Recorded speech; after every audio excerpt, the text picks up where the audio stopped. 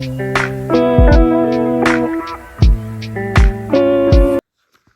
Friends, कैसे हो आप सब।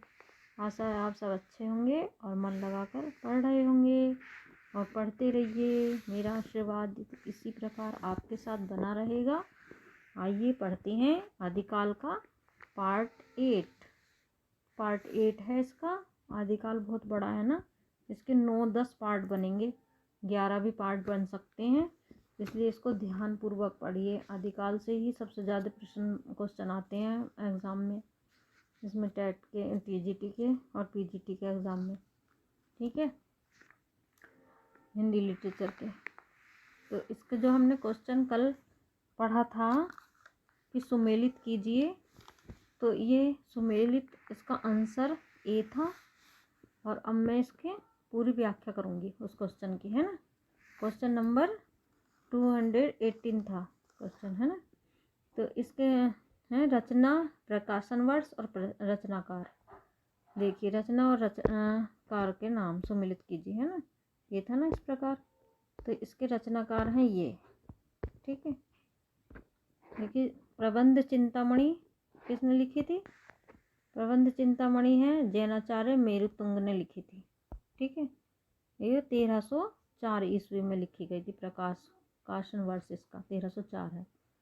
रणमल्ला छंद है, रणमल्ला छंद ने लिखा था सन 1454 में। श्रीधर ने लिखा था रणमल्ला छंद। किसने लिखा था? श्रीधर ने लिखा था। जसचंद्र प्रकाश, ये लिखी गई थी 1224 ईस्वी में।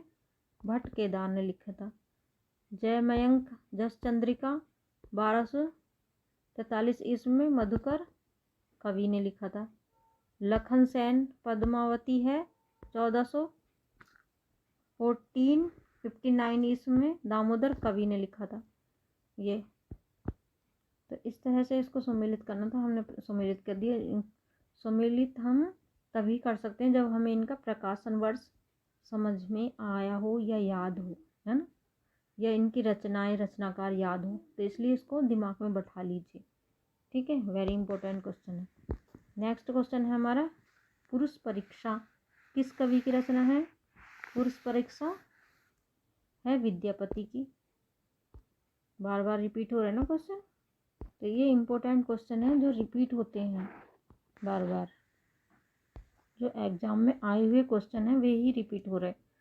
पुरुष परीक्षा किस कवि की रचना है? विद्यापति की। पुरुष परीक्षा विद्यापति की रचना है जो संस्कृत भाषा में है।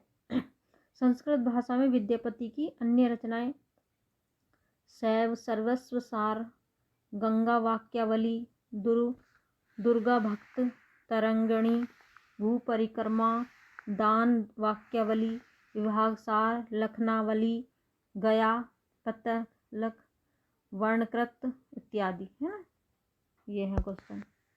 अब हमारा नेक्स्ट क्वेश्चन है, हाँ, इसकी व्याख्या इसकी ये। अवध भाषा में कीर्ति पताका 13वीं शताब्दी तथा कीर्ति पताका, है ना, 13वीं शताब्दी में लिखी गई थी।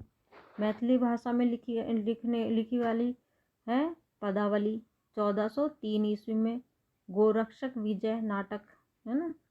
देवसेन की ग्रंथ है श्रवकाचार, नयनचक्र, दर्शनासार, भाव ग्रंथ, आराधनासार, तत्वसार तथा सावंत धम्य दोहा इत्यादि है। गोरखनाथ हैं, गोरखनाथ काव्य ग्रंथ है। गोरखनाथ के काव्य ग्रंथ बताइए, है ना। गोरखनाथ हैं काव्य ग्रंथ, तो इनके हैं काव्य ग्रंथ ये।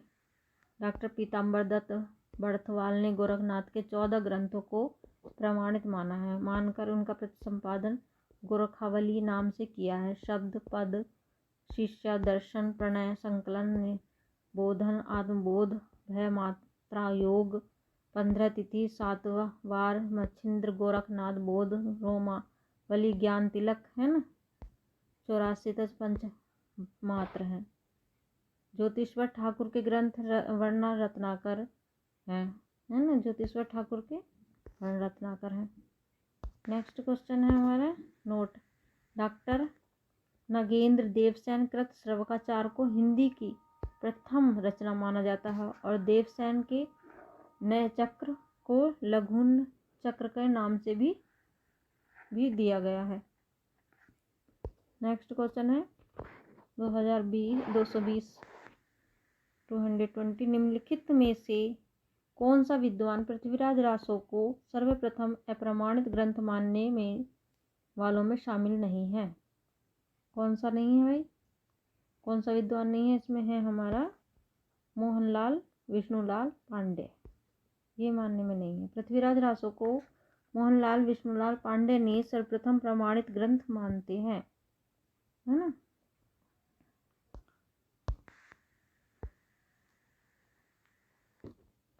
ये है प्रमाणिक और अप्रमाणिक कौन मानता है और अर्ध प्रमाणिक कौन मानता है। इनको श्याम सुंदर दास प्रमाणिक मानते हैं रासो ग्रंथ को, पृथ्वीराज रासो को, और अप्रमाणिक मानते हैं आचार्य रामचंद्र शुक्ल। अर्ध प्रमाणिक मानते हैं मुनिजन विजय। मिश्र बंधु मानते हैं प्रमाणिक। देवी प्रसाद मानते हैं अप्रमाणिक। मोहन सिंह मानते हैं अर्ध प्रमाणिक। मोहनलाल विष्णु लाल पांड्या है प्रमाणिक मानते हैं। कविराज श्यामलदास गौरी शंकर हरिश्चंद्र ओझा अप्रमाणिक मानते हैं। अर्ध प्रमाणिक है आचार्य हजारी प्रसाद द्विवेदी, डॉक्टर सुनीति कुमार चटर्जी प्रमाणिक मानते हैं, अर्ध प्रमाणिक मानते हैं, है ना। नेक्स्ट क्वेश्चन है हमारा है कर्नल टांड और डॉक्टर बूलर, अंगरचंद नाहिट, मथुरा प्रसाद दीक्षित, रामकुमार वर्मा, डॉक्टर दशरथ मोतीलाल मौर्य, मुरादीन, है ना। नेक्स्ट क्वेश्चन है हमारा 121 है निम्नलिखित रचनाओं को उनके रचनाकारों के सुमेलित कीजिए। निम्नलिखित रचनाओं को उनके रचनाकारों से सुमेलित करना है, तो इसमें हमारा बी ऑप्शन सही हो जाएगा। इसका आंसर है रचनाओं तथा उनके संबंध के रचनाकार हैं। रचना है राहुलवेल रोडा कवि, खुमान रासो दलपति विजय, चंदनबाला रास आसुग, योगचर्या डोम्भव्या, है ना। कीर्ति लता किस भाषा की रचना है? कीर्ति लता अवहट भाषा की रचना है। कीर्ति लता की भाषा अवहट है। इसके लेखक विद्यापति हैं। इनके अन्य रचनाएं तथा भाषा इस प्रकार है ना, अवहट है। श्रव्य सर्वसार कीर्ति लता अवहट भाषा की है। श्रव्य सर्वसार संस्कृत भाषा की है, मैथिली पदावली है। गंगा वाक्यावली संस्कृत है, कीर्ति पताका अवहट है। गोरक्ष विजय है, मैथिली में नाटक है। दुर्गा भाग तरंगणी संस्कृत में है। भू परिक्रमा दानन वाक्यावली, पुरुष वाक्यावली, परीक्षा विभाग सार, लेखनावली, गायावली, तत्तक वर्णकृत ये संस्कृत में है। कीर्ति लता में कीर्ति सिंह और कीर्ति पताका में शिव सिंह की उदारता का वर्णन किया गया है। गोरक्षक में है गद्य का संस्कृत में तथा पद का मैथिली में किया गया है। नेक्स्ट क्वेश्चन है आदिकाल में किस कवि ने अवध भाषा में रचना की है? अवध भाषा में, इसमें बी ऑप्शन हमारा आंसर है अब्दुल रहमान ने की है अवध भाषा में रचना। आदिकाल के किस कवि ने अवध भाषा में रचना की है? अब्दुल रहमान ने। अब्दुल रहमान का संदेश रासक पहला धर्म तरह है ग्रंथ है जो अवध भाषा में लिखा गया है। देसी भाषा में मुस्लिम द्वारा लिखित प्रथम काव्य ग्रंथ संदेश रासक है। संदेश रासक का एक खंड काव्य है जिसमें विक्रमपुर की एक वियोगिनी का विरह की कथा वर्णित है। यह एक विरह काव्य है जिसका रचनाकाल 12वीं शताब्दी का उत्तरार्ध और 13वीं शताब्दी का अमीर खुसरो की भाषा खड़ी बोली हिंदी भी थी, है ना। नेक्स्ट क्वेश्चन है 124 आदिकाल को अन्य किस नाम से जाना जाता है? अन्य किस नाम से जाना जाता है? वीरगाथा काल के नाम से जाना जाता है आदिकाल को वीरगाथा काल नाम से भी जाना जाता है। विभिन्न विद्वानों ने आदिकाल का नामकरण इस प्रकार किया, है ना। चारण काल डॉक्टर गेरसन ने कहा आदिकाल को आदिकाल, हजारी प्रसाद द्विवेदी ने कहा वीरगाथा काल, शुक्ल ने कहा आरंभिक काल, मिश्र बंधुओं ने कहा आदिकाल को, सिद्ध सामंत काल राहुल संस्कृत्यायन ने कहा। आदिकाल को बीजपन काल महावीर प्रसाद द्विवेदी ने कहा। आदिकाल को सिद्ध एवं चारणीय काल, संधि एवं चारणीय काल रामकुमार वर्मा ने कहा। ठीक है, आदिकाल के भिन्न नाम। निम्नलिखित कवियों का सही कालक्रम बताइए। इसमें है सी ऑप्शन, जो राइट ऑप्शन है, सरहपा, गोरखनाथ, हेमचंद, सोमप्रभु सूरी। नेक्स्ट क्वेश्चन है हमारा सी। सरहपा है कालक्रम, कवि और कालक्रम 769 है ईस्वी राहुल संस्कृत्यायन के अनुसार। गोरखनाथ 845 ईस्वी राहुल संस्कृत्यायन के अनुसार। हेमचंद 1088 11वीं शताब्दी के अनुसार। सोमप्रभु सूरी 1184 ईस्वी 12वीं शताब्दी। आल्हा किस ऋतु में गाया गया? आल्हा किस ऋतु में गाया जाता है? वर्षा ऋतु में गाया जाता है आल्हा, है ना, वर्षा ऋतु में। इसमें सी ऑप्शन राइट ऑप्शन है। रासो काव्य परंपरा के प्रमुख कवि जगनिक द्वारा रचित ग्रंथ परमाल रासो आल्हा खंड 1230 ईस्वी में। यह वीर काव्य है जो सामान्यतः वर्षा ऋतु में गाया जाता है, वीरों की गाथा, है ना। 127 है इन रचनाओं को उनके रचनाकारों के साथ सुमेलित कीजिए। तो ए ऑप्शन इसका सही ऑप्शन हो जाएगा। तो ये इस प्रकार है। रचना, प्रकाशन वर्ष, रचनाकार। खुमान रासो है 9वीं शताब्दी का दलपति विजय। परमाल रासो आल्हा खंड है जो जगनिक का है। विशलदेव रासो जो 11वीं शताब्दी 1155 ईस्वी का नरपति नाहले द्वारा है। और है इस प्रकार। पृथ्वीराज रासो है 11वीं शताब्दी का 1192 ईस्वी चंद्रप्रदाई द्वारा रचित है। संदेश रासक है 12वीं और 13वीं शताब्दी का अब्दुल रहमान द्वारा रचित है ना। इसका नेक्स्ट क्वेश्चन है 128। किन रचनाकारों की भाषा को संधा भाषा कहा जाता है? संधा भाषा किन रचनाकारों की भाषा को कहा जाता है? बोध सिद्ध, है ना, बोध सिद्ध संधा भाषा कहा जाता है। रचनाकारों की भाषा को बोध सिद्ध कहा जाता है ना। बोध सिद्ध की भाषा को संधा भाषा कहा जाता है। यह नाम मुनिदत्त तथा अदत्त व्रज ने दिया। अनंत साधनात्मक भावनाओं को व्यक्त करने के कारण उनकी भाषा को संधा भाषा कहा जाता है। नेक्स्ट है 129। इन रचनाओं को उनकी काव्य भाषा के साथ सुमेलित कीजिए। इन रचनाओं को, है ना, जैसे ये है विजयपाल रासो चर्या गीत, कीर्तिलता, खुसरो की पहेलियाँ, है ना। तो ये क्या है? विजयपाल रासो नालय सिंह अपभ्रंश भाषा है।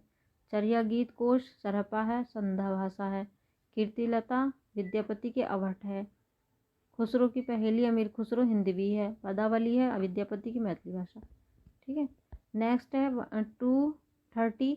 12 मास लो कुक जीवे अरु तेरे लो जिए सियार, बरस 18 क्षत्रिय जीवे आगे जियो जीवन को धिक्कार। ये पंक्तियाँ किस रासो काव्य की हैं? इसमें डी ऑप्शन है, परमाल रासो की, है ना। पंक्ति किस कवि की है? परमाल रासो की। परमाल रासो जगनिक है, इनका ग्रंथ है ना, जगनिक परमाल रासो के ग्रंथ है यो जगनिक का। उक्त धर्म विशालात्मक राजनीति खट्ट भाषा पुराण एवं कुरान कथिनमया। पृथ्वीराज रासो चंद्रप्रदाई है। चित्तौर आवई उरु सावण पीहली तीज। खुमान रासो दलपति विजय का। चिरऊ वीर हमीर पामर से इण कमपई। हमीर रासो का सारंगधर है। ठीक है। नेक्स्ट है हमारा 131। आदिकालीन साहित्य में वीर रस की रचनाएं किस भाषा का प्रयोग किया गया है? वीर रस की रचनाओं में किस भाषा का प्रयोग किया गया है? आदिकाल के साहित्य में डिंगल भाषा का प्रयोग किया गया है। आदिकाल में वीर रस की रचनाओं में डिंगल भाषा का शैली का प्रयोग किया गया है। यहाँ 2 भाषाएं मिश्रण से बनी हैं। जो डिंगल है वह अपभ्रंश और राजस्थानी भाषा के मिश्रण से बनी है। ये जबकि आदिकाल में कोमलकांत पदावली के लिए पिंगल भाषा या शैली का प्रयोग किया जाता है। यह 2 भाषाओं के मिश्रण से बनी है। पिंगल है अपभ्रंश और ब्रज भाषा। से बनी है। नेक्स्ट क्वेश्चन है हमारा 132, शब्दानुशासन के लेखक बताइए। हेमचंद है ना शब्दानुशासन के लेखक। इसमें बी ऑप्शन राइट ऑप्शन है हमारा हेमचंद्र। शब्दानुशासन हेमचंद का व्याकरण ग्रंथ है। इसमें संस्कृत, प्राकृत और अपभ्रंश तीनों का समावेश है। रसमीमांसा सन 1949 आचार्य रामचंद्र शुक्ल, दोहा को सरहपा, ब्रह्मचर्य शंभू की रचना है। खलीक बारी किसकी रचना है? अमीर खुसरो की है। अमीर खुसरो। खलीक बारी कोश ग्रंथ, दो सुखैन, हालाते कन्हैया, नजराए हिंद, पहेलिया, मुकरिया, गजल आदि की अमीर खुसरो की 1325 ईस्वी की रचना है। अमीर खुसरो का वास्तविक नाम अबुल हसन है। अमीर खुसरो निजामुद्दीन औलिया के शिष्य थे। अमीर खुसरो खड़ी बोली के आदि कवि तथा प्रथम कवि कहे जाते हैं। अपभ्रंश क्वेश्चन है 134, अपभ्रंश को पुरानी हिंदी किसने कहा? अपभ्रंश को पुरानी हिंदी चंद्रधर शर्मा गुलेरी ने कहा। अपभ्रंश उत्तर प्रदेश को पुरानी हिंदी सबसे पहले चंद्र शर्मा गुलेरी 1883 ईस्वी से 1922 ने कहा है ना। जो चलिए इनमें कौन सा युगम संगत है? विसल देव रासो नरपति नाहले, ये संगत है। विसल देव रासो नरपति नाहले, कुमार रासो दलपति विजय, विजयपाल रासो नल्ले और परमाल रासो जगनिक है ना। पृथ्वीराज रासो चंद्रप्रदाय। राउलवेल किसकी रचना है? रोडा कवि की। राउलवेल किसकी रचना है? रोडा कवि। नेक्स्ट है हमारा ये राउलवेल है रोडा कवि रचनाकार। और पृथ्वीराज रासो चंद्रप्रदाय। उक्त व्यक्ति प्रकरण दामोदर शर्मा, औंचरू शंभू। रासो शब्द की उत्पत्ति रामायण से किसने मानी है? इसमें सी ऑप्शन आंसर है रामचंद्र शुक्ल ने मानी है। रासो शब्द की उत्पत्ति मानने वाले विद्वान रासायन आचार्य रामचंद्र शुक्ल, राजसूई गारसा दत्तासी, राजयश प्रसाद शास्त्री, रासक नरोत्तम स्वामी, रास नंद दुलारे वाजपेयी। नेक्स्ट है 238, आदिकालीन रचनाओं का सही अनुक्रम कौन सा है? इसमें ए ऑप्शन है भारतेश्वर बाहुबली रास, स्थूलभद्र रास, नेमी नाथ रास, संगीत रत्नाकर। ठीक है, भारतेश्वर बाहुबली रास है 1184 ईस्वी, शाली भद्र सूरी। शूलिभद्र रास है 1209 में ईस्वी, जैन धर्म सूरी। नेमिनाथ रास है 1213 ईस्वी, सुमिति गण। संगीत रत्नाकर है 13वीं शताब्दी, शारंग देव। नेक्स्ट क्वेश्चन है हमारा 139, पवनचर्यू किसकी रचना है? पवनचर्यू है शंभू की रचना है। इसमें सी ऑप्शन हमारा राइट ऑप्शन है। पवनचर्यू रामकथा, ऋठेणचर्यू, हरिवंश पुराण, अपभ्रंश का कवि माने जाने वाले इन्हें अपभ्रंश का वाल्मीकि कहते हैं, जिसका रचना काल 12वीं शताब्दी का उत्तरार्ध है। 12वीं शताब्दी का पूर्वार्ध माना जाता है। हिंदी में लिखा जाने वाला यह पहला धर्मेंद्र रास ग्रंथ है। इसमें विक्रमपुर की एक वियोगिनी के विरह का वर्णन है। संदेश रासक एक खंड काव्य है। किसी मुसलमान द्वारा हिंदी में लिखा जाने वाला यह पहला ग्रंथ है। चंद्रप्रदाय द्वारा लिखित एकमात्र रासो काव्य पृथ्वीराज रासो है। यह प्रबंध शैली व डिंगल भाषा में लिखा जाने वाला वीर तथा श्रृंगार काव्य चंद्रप्रदाय हिंदी के प्रथम महाकवि तथा पृथ्वीराज रासो को हिंदी का प्रथम महाकाव्य है। पृथ्वीराज रासो 68 छंदों का प्रयोग किया गया है। पृथ्वीराज रासो में है कितने छंदों का? 68 छंदों का प्रयोग किया गया है पृथ्वीराज रासो में। नेक्स्ट है हमारा नेक्स्ट क्वेश्चन कौन सा होगा हमारा 1 ये तथा चंद्रप्रदाय को 26 छंद का विशेषज्ञ माना जाता है। विद्यापति संस्कृत, अवहट व मैथिली भाषा में रचना करने वाले प्रथम कवि थे, है ना। विद्यापति तिरहुत के राजा शिव सिंह और कीर्ति सिंह के राजदरबारी कवि थे। विद्यापति को श्रृंगारिक, भक्त एवं रहस्यवादी कवि माना जाता है। नेक्स्ट क्वेश्चन है 140। निम्नलिखित रचनाओं के साथ उनकी रचनाओं का सुमेलित कीजिए। यही क्वेश्चन ज़्यादातर आते हैं और इस तरह से ही क्वेश्चन दे रखे हैं, इस तरह से एग्जाम में ज़्यादा आते हैं। उनको देखिए, वर्ण रत्नाकर है 14वीं शती का ज्योतिश्वर ठाकुर। उक्ति व्यक्ति प्रकरण 12वीं शती का दामोदर ठाकुर। विशलदेव रासो 1155 ईस्वी का नरपति नाहले। राहुलवेल 12वीं शती का रोडा कवि। कुमार रासो 9वीं शती के दलपति विजय। पुष्पदंत किस शताब्दी के कवि हैं? पुष्पदंत 10वीं शताब्दी के कवि हैं पुष्पदंत, है ना। पुष्पदंत का आविर्भाव 972 ईस्वी 10वीं शताब्दी में हुआ था। पुष्पदंत अपभ्रंश के महाकवि हैं। पुष्पदंत को हिंदी का विभूति भी कहा जाता है। शिव सिंह सैगर ने पुष्प कवि को दोभाखा की जड़ कहा है। पुष्पदंत की 3 रचनाएं प्रकाश में आ जाती हैं। महापुराण, इसमें कुल 102 संध्या हैं।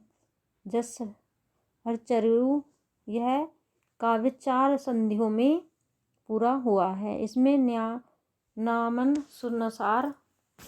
नियमानुसार यशोधरा का जीवन चरित्र और उनके जन्म प्रांत वर्णन है। और रणीचर्यु, प्रणय कुमारचर्यु, इस काव्य में 9 संध्या हैं, है ना। नेक्स्ट है हमारा 242। दोहा कोश किसकी रचना है? तो ये है सरहपा की रचना। इसमें बी ऑप्शन राइट ऑप्शन है। कितनी परीक्षाओं में आया हुआ? 17 में, 12 में, 18 में, हर परीक्षा में आ रहा है। इतने इम्पोर्टेंट क्वेश्चन है ये कि इसको आप देखिए, पढ़िए और समझिए। अगर आप समझ गए इन क्वेश्चनों को तो आप हल कर लोगे परीक्षा में। और नहीं समझ पाए इसलिए मैं पढ़ा रही हूँ, ध्यान से पढ़िए। कुछ ना कुछ तो दिमाग में रहेगा जब आप इतना सारा पढ़ के जाओगे तो, है ना। दोहा कोश सरहपा 769 ईस्वी 8वीं शताब्दी के कवि तथा हिंदी के प्रथम कवि की रचना है। सरहपा हिंदी के साथ साथ सिद्धों में भी प्रथम कवि हैं। सबरप्पा 780 ईस्वी की प्रमुख रचना चर्यापद है। यह एक प्रकार का गीत है जो सामान्यतः अनुष्ठानों के समय गाया जाता है ना। चर्यापद एक संधा भाषा की दृष्टकूट में लिखा गई है। किस भाषा में लिखी गई है संधा गीत? चर्यापद संधा भाषा के दृष्टकूट में लिखी गई है ना। नेक्स्ट है हमारा, नेक्स्ट है इसके देखते हैं और इसका ये है, हाँ इसका ये महामहोपाध्याय का हरप्रसाद शास्त्री में बोध गान को दोहा में सरहपा और कृष्णाचार्य का दोहा मृगहित है। इसे प्राचीन बांग्ला भी कहा जाता है। क्या कहा जाता है? बांग्ला में भी कहा जाता है। दोहा कोश तिल्लोलोपा सरहपा कड़प्पा दोहा को संगीत संग्रहित किया गया है, जिसका संपादक डॉक्टर प्रबोध चंद बागीची ने किया।